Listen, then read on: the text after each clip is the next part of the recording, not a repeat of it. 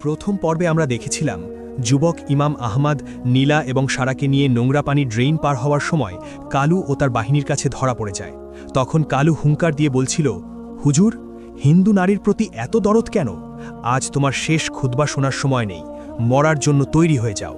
এটা শুনে আহমদ চোখ বন্ধ করে বিড়বিড় করে কিছু একটা পড়লেন। তখন কালু হুজুরকে আঘাত করার জন্য কুঠার উঁচু করল। এমন সময় ড্রেনের পানির ভেতর থেকে এক বিশাল কুমির লাফ দিয়ে বের হয়ে এলো। আসলে কুমিরটি এই ড্রেনের নোংরা পানিতেই বাস করত। রক্ত আর মানুষের গন্ধে সে ক্ষিপ্ত হয়ে উঠে এসেছে। কুমিরটি এসেই কালুর পা কামড়ে ধরল। ফলে বেচারা কালু যন্ত্রণায় চিৎকার করে উঠল, আর সৈন্যরা ভয় পেয়ে দৌড়াতে শুরু করল। ঠিক এই সুযোগে সারা আর নীলা ড্রেনের গভীরে ঢুকে পড়ল। আহমাদও লাফ দিয়ে তাদের পেছনে পেছনে ঢুকে পড়ল। কুমির আর কালুর লড়াইয়ের সুযোগে তারা ড্রেনের অন্ধকারে পেটে হারিয়ে গেল। কিন্তু ড্রেনের ভিতরের পথটাও তাদের জন্য সোজা ছিল না, কারণ ভিতরে প্রচুর জোয়ারের পানি ঢুকতে শুরু করেছে। যদি তারা দ্রুত বের হতে না পারে, তাহলে সবার শেষ সমাধি সেখানেই নিশ্চিত হবে। এভাবে কষ্ট করে কিছু দূর যাওয়ার পর তারা দেখল সুড়ঙ্গ পথটা দুই ভাগে ভাগ হয়ে গেছে। এটা দেখে সারা বলল, ম্যাপে তো এটা ছিল না, এখন আমরা কোন দিকে যাব? তখন আহমদ ডান দিকে সুড়ঙ্গের দিকে ইশারায় বললেন, বাতাস এদিক থেকেই আসছে, সুতরাং এটাই মুক্তির পথ হতে পারে। অতঃপর তারা ডান দিকে এগোতে শুরু করল। কিন্তু খানিকটা যাওয়ার পর দেখল পথটা লোহার গড়াদে আটকানো, আর ওপাশ থেকে পানি হু হু করে ঢুকছে। ফলে তারা ফাঁদে পড়ে যায়। ধীরে ধীরে পানি বাড়তে বাড়তে কোমর পর্যন্ত হয়ে যায়। এই দৃশ্য দেখে নীলা এবং সারা ভয়ে কান্না শুরু করল। কিন্তু আহমদ ভয়কে জয় করে লোহার গড়াদগুলো হয়ে ঝাঁকানি দিলেন। কিন্তু না, ভাঙবে তো বহুদূর, নড়ছেই না। ঠিক তখন পানির নিচ থেকে কিছু একটা আহমদের পায়ে পেঁচিয়ে ধরল। আহমদ পায়ের দিকে তাকিয়ে দেখলেন এটা এক অজগর সাপ। আহমদ সাপটিকে ছাড়ানোর জন্য বারবার আঘাত করলেন, কিন্তু সাপের যেন কিছুই হচ্ছে না। এমন সময় সারা কোমরের খাপ থেকে তার ছোড়াটা বের করল এবং এক হাতে লোহার গড়াদ ধরে সে অন্ধের মতো সাপের ওপর ছোড়া চালালো। ফলে সাপটি নিরুপায় হয়ে যন্ত্রণায় আহমদকে ছেড়ে দিয়ে পালালো। তখন সারা চিৎকার করে বলল, হুজুর, পানি বেড়েই যাচ্ছে, যেভাবেই হোক এই গড়াদ ভাঙতেই হবে। তখন আহমদ শরীর ঝাড়া দিয়ে প্রস্তুত হলেন। অতঃপর তিনজন মিলে মরিচা ধরা গড়াদগুলো ধরে শরীরের সর্বশক্তি দিয়ে ধাক্কা দিতে শুরু করলেন। এভাবে 1, 2, 3 ধাক্কা দেওয়া হলো।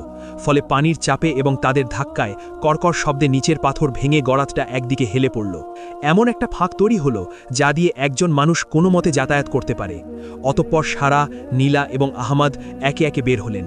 কিন্তু তারা যেখানে বের হয়েছে সেটা নদীর মোহনা। চারপাশ ঘন হোগলাবন আর কাঁটা ঝোপে ভরা। তাই তারা কাদা মারিয়ে ডাঙায় উঠল। ক্লান্ত শরীর আর ভেজা কাপড় নিয়ে তারা কোনো মতে বালুর ওপর গিয়ে ধপ করে বসে পড়ল। তখন নীলা বলল, মরতে হলে মরে যাব, তবু আমি আর এক পাও নড়তে পারবো না। কিন্তু সারা এদিক ওদিক তাকাচ্ছিল। সে অস্থির হয়ে বলল, নৌকাটা তো এখানেই থাকার কথা। একটা ছোট ডিঙি নৌকা আমি নিজে লতাপাতা দিয়ে ঢেকে রেখেছিলাম, সেটা খুঁজে পেলেই হবে। অতঃপর সারা ঝোপের আড়ালে দৌড়ে গেল। কিন্তু সেখানে গিয়ে দেখল নৌকাটা আছে, কিন্তু তার তলা কে যেন কুঠার দিয়ে ভেঙে চুরমার করে দিয়েছে। এটা দেখে আহমদ বললেন, তার মানে ওরা জানতো আমরা এদিকেই আসব। আমাদের মধ্যে কি কোনো বিশ্বাসঘাতক আছে? এই কথা শুনে সারা দাঁতে দাঁত চেপে বলল, না, কিন্তু জালেম খানের গুপ্তচর সব জায়গায় আছে। হয়তো আমার আসার পথ কেউ দেখে ফেলেছিল। এমন সময় হঠাৎ নদীর বাতাস চিরে একটা তীর এসে পিছনের গাছে বিঁধল। আহমদ তাকিয়ে দেখল দূরে নদীর বাঁক ঘুরে দুটো দ্রুতগামী ছিপ নৌকা এগিয়ে আসছে। এটা দেখে আহমদ বললেন, এখন আমরা কি করব? নদীপথে পালানো তো অসম্ভব, এখন আমাদের জঙ্গলে ঢুকতে হবে। এই কথা শুনে সারা বলল, কিন্তু হুজুর, এই জঙ্গল তো অভিশপ্ত, এটাকে স্থানীয়রা কাল ভৈরবের জঙ্গল বলে। শোনা যায় যারা এখানে ঢোকে তারা আর ফিরে আসে না। তখন আহমদ বললেন, আমাদের সামনে নিশ্চিত মৃত্যু আর পেছনে অনিশ্চিত বিপদ, আমি অনিশ্চয়তাকেই বেছে নিলাম, চলো জঙ্গলে যাই। অতঃপর তারা হোগলাবন পেরিয়ে গভীর জঙ্গলের দিকে ছুটতে শুরু করল। পেছনে উড়ন্ত তীরের বৃষ্টি জঙ্গলের দিকে দৌড়াচ্ছে। জঙ্গলের ভেতরে প্রবেশ করে দেখা গেল জঙ্গলটা আসলেই অদ্ভুত। গাছগুলো বিশাল এবং কালো, সূর্যের আলো সেখানে তেমন একটা পৌঁছায় না। বাতাসের শব্দে মনে হয় কেউ যেন ফিসফিস করে কথা বলছে। মাটির নিচে গাছের শিকড়গুলো সাপের মতো ছড়িয়ে আছে। কিছু দূর যাওয়ার পর তাদের মনে হলো সৈন্যরা পিছু ছেড়েছে। তাই তারা একটা বিশাল বটগাছের নিচে এসে থামল। তিনজনই ক্লান্তিতে ভেঙে পড়েছে। তখন নীলা হাঁপিয়ে হাঁপিয়ে বলল, ওরা আসছে না কেন? ওরা কি আমাদের ছেড়ে দিল? এটা শুনে সারা বলল, ওরা জঙ্গলের সীমানা পার হবে না, কারণ ওরা জানে এই জঙ্গলে মানুষ খেকে দস্যু আর বুনো জন্তুর চেয়েও ভয়ঙ্কর কিছু আছে। তখন আহমদ নিঃশ্বাস ছেড়ে বললেন, আল্লাহ যেহেতু আমাদের এই পর্যন্ত এনেছেন, তিনিই পথ দেখাবেন। আমাদের এখন আগুন জ্বালাতে হবে এবং কিছু খাবার জোগাড় করতে হবে। শরীর গরম না করলে অসুস্থ হয়ে পড়ব। এটা শুনে সারা বলল, আগুন জ্বালানো যাবে না, ধোঁয়া দেখলে জঙ্গলের ভেতরের বিপদ আমাদের খুঁজে পাবে। এমন সময় হঠাৎ জঙ্গলের গভীর থেকে ঢাকের শব্দ ভেসে এলো, গুড়ুম গুড়ুম গুড়ুম, এক ভুতুড়ে শব্দ। এই শব্দ শুনে আহমাদ বললেন, আশেপাশে কি মানুষের বসতি আছে? তখন সারা ফিসফিস করে বলল, না, এটা তান্ত্রিকদের আস্তানা কিংবা নরখাদকদের ডেরা হতে পারে, আমাদের দ্রুত এখান থেকে সরে যেতে হবে। কিন্তু তারা নড়ার আগেই চারপাশের গাছ থেকে টুপটুপ করে কিছু একটা পড়তে শুরু করলো। প্রথমে মনে হলো ফল, কিন্তু ভালো করে তাকিয়ে দেখল এগুলো মানুষের কঙ্কালের হাড়। এই দৃশ্য দেখে আহমাদ, নীলা আর সারা চমকে উঠল। তারা দেখল গাছের ডালগুলোতে বসে আছে ডজনখানেক বানরের মতো দেখতে প্রাণী, কিন্তু তাদের হাতে বর্ষা আর গায়ে ছালের পোশাক। এরা মানুষ, কিন্তু বন্য। অতঃপর বন্য মানুষগুলো তাদেরকে ঘিরে ফেলল। তাদের উচ্চতা কম, কিন্তু শরীর পেশিবহুল। এক পর্যায়ে তাদের একজন সর্দার এগিয়ে এলো, তার গলায় হাড়ের মালা। অতঃপর সে অদ্ভুত একটি ভাষায় কিছু একটা বলল। তখন সারা আহমাদকে বলল, এরা বন্য মানুষ গোত্র, এদের ভাষা আমি বুঝি না। এমন সময় সর্দার আহমাদের দিকে বর্ষা তাক করে কিছু একটা নির্দেশ দিল। তখন আহমাদ বুঝতে পারলেন এরা তাদেরকে বন্দী করেছে এবং নীলাই এদের মূল লক্ষ্য। ফলে আহমাদ শান্তভাবে 2 হাত তুলে আত্মসমর্পণ করলেন, কারণ তিনি জানেন শক্তি দিয়ে এদের সাথে পারা যাবে না, বুদ্ধি খাটাতে হবে। অতঃপর আহমাদ আরবিতে উচ্চস্বরে আজান দিতে শুরু করলেন। জঙ্গলের নিস্তব্ধতা ভেঙে সেই সুমধুর সুর ছড়িয়ে পড়ল, আল্লাহু আকবার, আল্লাহু আকবার। এই সুর শুনে বন্য মানুষগুলো থমকে গেল। তারা এমন সুর আগে কখনো শোনেনি। সর্দার অবাক হয়ে আহমাদের দিকে তাকিয়ে রইল এবং বর্ষাটা নামিয়ে নিল। তখন আহমাদ আজান শেষ করে ইশারায় বোঝালেন তারা আকাশের দেবতার লোক। তিনি আকাশের দিকে আঙ্গুল তুললেন, কিন্তু সর্দার এতে ক্ষান্ত হল না। অতঃপর হাত পা না বেঁধে তাদেরকে এক প্রকার জোর করেই নিয়ে যাওয়া হলো জঙ্গলের গভীরে। অনেকটা পথ হাঁটার পর তারা এক বিশাল গুহার সামনে এসে পৌঁছালো। গুহার মুখে বড় বড় মশাল জ্বলছে। অতঃপর গুহার ভেতরে প্রবেশ করতেই তারা এক অভাবনীয় দৃশ্য দেখল। গুহার ভেতরে এক বিশাল পাথরের সিংহাসন, আর সেই সিংহাসনে বসে আছে এক দীর্ঘদেহী মানুষ। তার পরনে বাঘের ছাল, হাতে ত্রিশূল, কিন্তু তার মুখমণ্ডল কোনো বন্য মানুষের মতো নয়। তার চেহারায় আভিজাত্য আছে, কিন্তু এক চোখের ওপর দিয়ে গভীর কাটা দাগ চলে গেছে। লোকটা তাদেরকে দেখে উঠে দাঁড়ালো এবং সে পরিষ্কার ভাষায় বলল, ইমাম আহমাদ আর বণিককন্যা নীলা, তোমরা এখানে এসেছ, কি সৌভাগ্য আমার। এই কথা শুনে আহমাদ অবাক হয়ে বললেন, আপনি আমাকে চেনেন? তখন লোকটা অট্টহাসি দিয়ে বলল, চিনব না? আমি যে একসময় জালেম খানেরই সেনাপতি ছিলাম, নাম আমার বীরভদ্র। আজ আমি এই জঙ্গলের রাজা। জালেম খান আমাকে মারার জন্য এই জঙ্গলে পাঠিয়েছিল, কিন্তু আমি এই বন্যদের বশ করে এখন নিজের রাজত্ব গড়েছি। এটা শুনে নীলা ভয়ে ভয়ে বলল, তাহলে কি আপনি আমাদেরকে জালেম খানের কাছে ধরিয়ে দেবেন? বীরভদ্র নীলার খুব কাছে এসে দাঁড়িয়ে বলল, জালেম খান আমার শত্রু, তার শত্রুরা আর যাই হোক আমার শত্রু নয়। এটা বলে সে নীলার চিবুক স্পর্শ করতে গেল, কিন্তু আহমাদ দ্রুত সামনে এসে দাঁড়িয়ে বললেন, হাত সরাও বীরভদ্র, তুমি একসময় যোদ্ধা ছিলে, এখন কি ডাকাত হয়ে গেছো? এটা শুনে বীরভদ্রের চোখ জ্বলে উঠল। সে খপ করে আহমাদের গলা চেপে ধরল এবং এক হাতে তাকে শূন্যে তুলে ফেলল এবং বলল, আমার গুহায় দাঁড়িয়ে আমাকে জ্ঞান দিচ্ছ হুজুর? আমি ডাকাত নই, আমি প্রতিশোধকামী, আর এই মেয়েটি আমার প্রতিশোধের চাবি। জালেম খান এই মেয়েকে বিয়ে করতে চেয়েছিল, তাই না? আমি একে বিয়ে করব। জালেম খানের অপূর্ণ স্বাদ আমি পূর্ণ করব, তাতে তার বুকে আগুন জ্বলবে। এই কথা শুনে নীলা চিৎকার করে বলল, না, আমি মরে যাব, তবু আপনাকে বিয়ে করব না। বীরভদ্র আহমাদকে ধাক্কা ছুঁড়ে ফেলে দিল পাথরের ওপর। এতে আহমাদের মাথা ফেটে রক্ত বের হলো। অতঃপর সে ঘোষণা দিল, বিয়ে তো হবেই, আর সেটা আজ রাতেই। এই হুজুরই আমাদের বিয়ে পড়াবে। যদি রাজি না হয় তবে একে জ্যান্ত পুড়িয়ে মারা হবে। তখন সারা বাধা দিতে গেলে দুজন বন্য মানুষ তাকে জাপটে ধরল। অতঃপর বীরভদ্র আবার ঘোষণা দিল, বাদ্যযন্ত্র বাজাও, আজ রাতেই উৎসব হবে। ইমাম সাহেব, প্রস্তুত হও। তুমি মন্ত্র পড়বে নাকি কোরআন পড়বে সেটা তোমার ব্যাপার, কিন্তু বিয়ে আজ হবেই। অতঃপর আহমদ রক্তাক্ত মাথায় উঠে বসার চেষ্টা করলেন। তার চোখের সামনে সব ঝাপসা হয়ে আসছে। হঠাৎ তার মনে হলো জুব্বার পকেটে থাকা একটা ছোট্ট কৌটার কথা, যা তিনি তার বাবার কাছ থেকে পেয়েছিলেন। বাবা বলেছিলেন, বিপদ যখন চূড়ান্ত হবে তখন এটা খুলবি। অতঃপর বীরভদ্র যখন বিয়ের আয়োজনে ব্যস্ত, আহমদ তখন গোপনে পকেটে হাত দিয়ে কৌটাটি বের করলেন।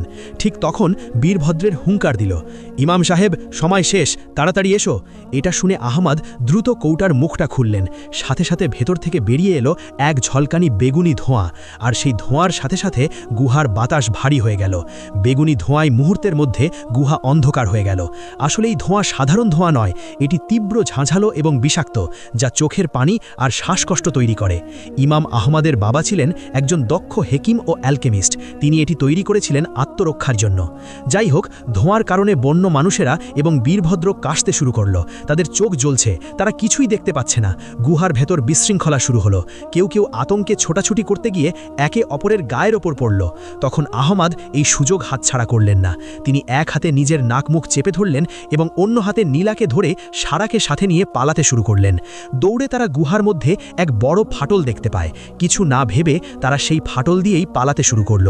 কিন্তু ফাটলের ভেতরের পথটা অত্যন্ত সরু এবং পিছলি। এটি আসলে পাহাড়ের ভেতর দিয়ে প্রাকৃতিকভাবে তৈরি হওয়া এক সুড়ঙ্গ। তারা তিনজন অন্ধকারে হাতড়ে হাতড়ে এগোতে লাগল। নীলা ভয়ে কাঁদছে, কিন্তু শব্দ করছে না। বেশ কিছুক্ষণ চলার পর তারা সুড়ঙ্গের অপর প্রান্তে আলো দেখতে পেল। তারা যখন বের হলো তখন দুপুর গড়িয়ে গেছে।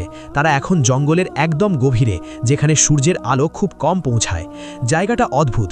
এখানে গাছগুলো পাথরের মতো শক্ত এবং ধূসর, আর মাটির রং কালচে লাল। তখন সারা বলল, আমরা মনে হয় মৃতদের উপত্যকায় চলে এসেছি। লোককথা অনুযায়ী এখানে 1000 বছর আগে এক সমৃদ্ধ নগরী ছিল, যা কোনো অভিশাপে মাটির নিচে দেবে গেছে। এটা শুনে আহমদ বললেন, অভিশাপ হোক আর যাই হোক, বীরভদ্রের হাত থেকে বাঁচার জন্য এটাই সেরা জায়গা। সে সহজে এখানে আসবে না। কিন্তু আহমদের ধারণা ভুল ছিল। দূর থেকে শিঙার আওয়াজ ভেসে আসতে শুরু করল। তখন সারা চমকে উঠে বলল, ওটা বীরভদ্রের যুদ্ধের শিঙা। সে তার পুরো বাহিনী নিয়ে আমাদের ধাওয়া করছে। সে জানে এই সুড়ঙ্গ কোথায় বেরোয়। এটা শুনে আহমদ বললেন, আমাদের এমন কোনো জায়গায় লুকাতে হবে যেখানে তারা আমাদের খুঁজে পাবে না, বিশেষ করে কোনো উঁচু জায়গায়। অতঃপর তারা সামনে এগিয়ে চলল। কিন্তু হঠাৎ জঙ্গলের মাঝখানে এক বিশাল ধ্বংসস্তূপ তাদের নজরে এলো। এটি একটি প্রাচীন মন্দির বা দুর্গের ধ্বংসাবশেষ। বিশাল সব পাথরের স্তম্ভ, ভেঙে পড়া দেওয়াল, আর গায়ে শ্যাওলা ধরা নকশা। নকশাগুলো কোনো পরিচিত ধর্মের নয়, অদ্ভুত সব জ্যামিতিক আকার। এটা দেখে নীলা বলল, ওখানে যাওয়া কি আমাদের ঠিক হবে? জায়গাটা দেখে গা ছমছম করছে। তখন আহমদ বললেন, খোলা জঙ্গলে আমরা সহজ শিকার। ওই ধ্বংসস্তূপের ভেতরে আত্মগোপন করার জায়গা পাওয়া যাবে। তাছাড়া ওপর থেকে শত্রুর গতিবিধি দেখা যাবে। অতঃপর তারা ধ্বংসস্তূপের দিকে দৌড় দিল। এক পর্যায়ে তারা ভেতরে প্রবেশ করল। ভেতরে বিশাল এক চত্বর। চত্বরের মাঝখানে একটা শুকনো কুয়া। তারা যখন ভেতরে ঢুকল তখন পেছনের জঙ্গল থেকে বন্য মানুষের কোলাহল শোনা যাচ্ছে। তারা হয়তো খুব কাছে চলে এসেছে। অতঃপর তারা মিনারের সিঁড়ি বেয়ে ওপরে উঠতে লাগল। সিঁড়িগুলো নড়বড়ে, যে কোনো সময় ভেঙে পড়তে পারে। তারা মিনারের মাঝামাঝি একটা বারান্দায় আশ্রয় নিল। এখান থেকে নিচের জঙ্গল দেখা যায়। এদিকে বীরভদ্র ধ্বংসস্তূপের সামনে এসে দাঁড়িয়ে অট্টহাসি দিয়ে বলল, হুজুর, তুমি নিজেই নিজের কবরে এসে ঢুকেছ। এই ধ্বংসস্তূপ থেকে কেউ জীবিত ফেরে না। নামো, নেমে এসো, আমি কথা দিচ্ছি সহজ মৃত্যু দেব। আহমদ বারান্দার আড়াল থেকে দেখলেন বীরভদ্র একা নয়, তার সাথে অন্তত 50 জন সশস্ত্র যোদ্ধা। তাই সে বুঝে গেল লড়াই করে পালানো অসম্ভব। হঠাৎ নীলা আহমদের হাত খামচে ধরে বলল, দেখুন তো কুয়ার মধ্যে ওটা কি? আহমদ তাকিয়ে দেখল চত্বরের মাঝখানের সেই শুকনো কুয়া থেকে হালকা নীল রঙের আলো বের হচ্ছে। দিনের আলোতেও সেই আভা স্পষ্ট। আর কুয়ার ভেতর থেকে একটা যান্ত্রিক ঘর ঘর শব্দ আসছে, যেন মাটির নিচে বিশাল কোনো চাকা ঘুরছে। এই দৃশ্য দেখে আহমদ অবাক হয়ে বললেন, এটা কোনো সাধারণ কুয়া নয়। এইদিকে বীরভদ্রের কুকুরগুলো চিৎকার করে ডাকতে শুরু করল, কিন্তু তারা ধ্বংসস্তূপের ভেতরে ঢুকতে চাইল না।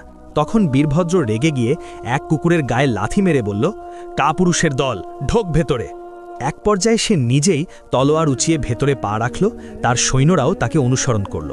তারা যখন চত্বরের মাঝখানে এলো তখন হঠাৎ কুয়ার ভেতরের যান্ত্রিক শব্দটা বেড়ে গেল এবং পুরো ধ্বংসস্তূপ কেঁপে উঠল ভূমিকম্পের মতো। আহমদ, নীলা আর সারা মিনারের দেয়াল ধরে বসে পড়ল। নিচে চত্বরের মেঝের পাথরগুলো সরে যেতে শুরু করল। আসলে এটি একটি বিশাল ফাঁদ। প্রাচীন যুগের মানুষেরা তাদের দুর্গ রক্ষার জন্য এই ব্যবস্থা করে রেখেছিল। বীরভদ্র কিছু বোঝার আগেই তার পায়ের নিচের মাটি সরে গেল। সে এবং তার 10-12 জন সৈন্য হুড়ুমুড় করে নিচে পড়ে গেল। তবে বীরভদ্র পড়ার সময় এক হাতে একটা ঝুলে থাকা শিকড় ধরে ফেলল। ফলে বীরভদ্র ঝুলে আছে গভীর গর্তের ওপর। নিচে অন্ধকার, কিন্তু সেখান থেকে সেই নীল আলো আসছে। এইদিকে আহমদ ওপর থেকে সব দেখছিলেন। তিনি ভাবলেন এটাই সুযোগ। তাই তিনি বললেন, চলো আমরা এই সুযোগে পেছনের দিক দিয়ে নেমে পালাই, ওরা এখন বিভ্রান্ত। অতঃপর তারা মিনারের পেছনের দিকের ভাঙা দেয়াল বেয়ে নামতে শুরু করলেন। তারা যখন নিচে নামল তখন দেখল তারা ধ্বংসস্তূপের উল্টো দিকে এক গভীর খাদের সামনে। খাদের ওপর একটি পুরনো দড়ির সেতু। সেতুটা জরাজীর্ণ, অনেক জায়গায় দড়ি ছিঁড়েও গেছে। এটা দেখে সারা বলল, এই সেতু পার হওয়া আত্মহত্যার সমতুল্য, বাতাসেই এটা দুলছে। তখন আহমদ বললেন, পেছনে বীরভদ্রের বাহিনী, সামনে এই সেতু, আমাদের ঝুঁকি নিতেই হবে। অতঃপর আহমদ প্রথমে পা বাড়ালেন। প্রতিটি পদক্ষেপে সেতুটা ক্যাচ ক্যাচ শব্দ করে দুলছে। নিচে গভীর খাদ, যার তলায় খরস্রোতা নদী। আহমদ আস্তে আস্তে মাঝপথে গেলেন। তারপর নীলাও ভয়ে চোখ বন্ধ করে এগোতে লাগল, আর সারা সবার পেছনে। এইদিকে ধ্বংসস্তূপের ভেতর থেকে বীরভদ্র উঠে এলো। তার সারা শরীরে কাদা আর রক্ত, কিন্তু সে বেঁচে আছে। তার রাগ এখন উন্মাদনার পর্যায়ে পৌঁছে গেছে। তাই সে তার সৈন্যদের আদেশ না দিয়ে নিজেই দৌড়ে এলো খাদের ধারে। সে দেখতে পেল তারা সেতুটের মাঝখানে চলে গেছে। প্রিয় বন্ধুগান, আজকের মতো এই পর্যন্তই। ভিডিওটি ভালো লাগলে একটা লাইক দিন, আর তৃতীয় পর্ব দেখতে চাইলে কমেন্ট বক্সে জানিয়ে দিন। ভালো থাকবেন, আল্লাহ হাফেজ।